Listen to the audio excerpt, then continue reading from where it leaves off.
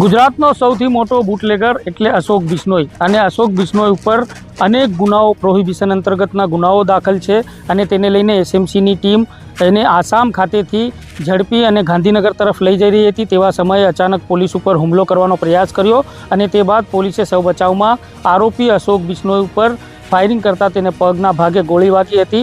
તેને લઈને હાલ અશોક બિશ્નોઈ છે તેની ઝાયડસ હોસ્પિટલ ખાતે સારવાર ચાલી રહી છે।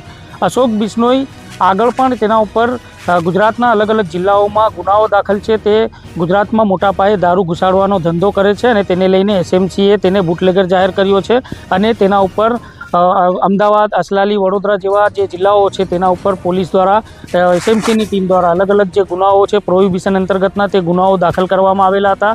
2023ના વર્ષ દરમિયાન પણ આ અશોક બિશ્નોઈને રાજસ્થાન ખાતે પીસીબીની ટીમ પકડવા ગઈ હતી। ત્યારે પણ પીસીબીની ટીમે લગભગ 650 કિલોમીટર જેટલો એનો પીછો કર્યો હતો અને ત્યારબાદ જે અશોક બિશ્નોઈ છે તેને દબોચી લેવામાં આવ્યો હતો અને ત્યારબાદ ફરીથી તે ગુજરાતમાં મોટા પાયે દારૂ ઘુસાડવાનો ધંધો કરતો હતો અને તેને લઈને ગુજરાતના અલગ અલગ જિલ્લાઓમાં પ્રોહિબિશન અંતર્ગત તેના ઉપર અલગ અલગ ગુનાઓ છે તે નોંધાયેલા છે। હાલમાં 108 જેટલા ગુનાઓ આ અશોક બિશ્નોઈ ઉપર નોંધાયેલા છે અને સાથે સાથે તેના ઉપર ગુસ્સી ટોક જેવી કલમો પણ નોંધવામાં આવેલી છે અને તેને લઈને એસએમસીની ટીમને માહિતી મળી હતી અને ત્યારબાદ આસામ ખાતે આરોપીને પકડવા ગઈ હતી।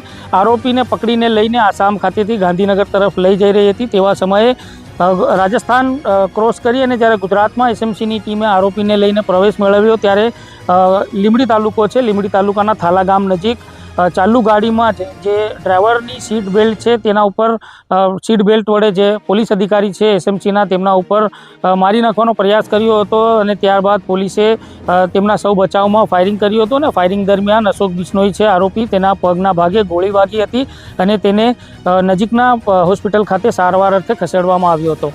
જ્યારે આ ઘટનાની જાણ દાહોદની એલસીબી, એસઓજી સહિત જે સ્થાનિક પોલીસની ટીમોને થતાં સ્થાનિક પોલીસના અધિકારીઓ અને પોલીસ કર્મચારીઓ પણ ઘટના સ્થળે પહોંચ્યા હતા। ત્યારબાદ આરોપીને વધુ સારવાર અર્થે દાહોદના ઝાયડસ હોસ્પિટલ ખાતે અહીંયા રેફર કરવામાં આવ્યો છે। હાલ એસએમસીની ટીમ પણ અહીંયા ઉપસ્થિત છે અને જે અશોક બિશ્નોઈ આરોપી છે તેની હાલમાં સારવાર ઝાયડસ હોસ્પિટલ ખાતે ચાલી રહી છે। સાથે જ જે સ્થાનિક પોલીસ છે એલસીબી, એસઓજીની પોલીસ ટીમો પણ ઝાયડસ હોસ્પિટલની બહાર હાલ તૈનાત છે।